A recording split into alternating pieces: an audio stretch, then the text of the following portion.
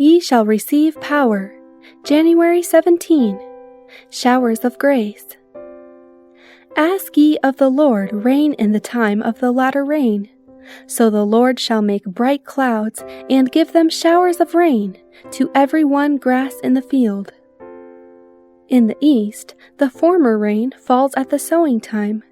It is necessary in order that the seed may germinate. Under the influence of the fertilizing showers, the tender shoot springs up.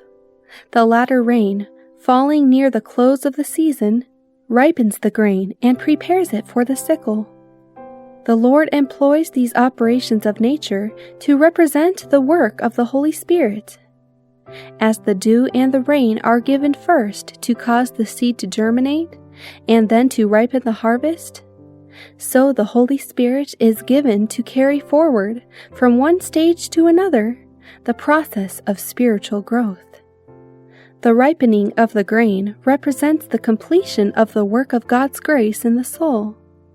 By the power of the Holy Spirit, the moral image of God is to be perfected in the character. We are to be wholly transformed into the likeness of Christ. Many have, in a great measure, failed to receive the former rain. They have not obtained all the benefits that God has thus provided for them. They expect that the lack will be supplied by the latter rain. When the richest They expect that the lack will be supplied by the latter rain. When the richest abundance of grace shall be bestowed, they intend to open their hearts to receive it. They are making a terrible mistake. The work that God has begun in the human heart in giving His light and knowledge must be continually going forward. Every individual must realize his own necessity. The heart must be emptied of every defilement and cleansed for the indwelling of the Spirit.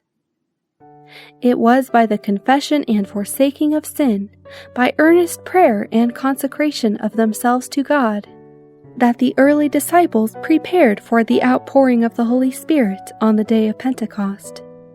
The same work, only in greater degree, must be done now. Then the human agent had only to ask for the blessing, and wait for the Lord to perfect the work concerning him.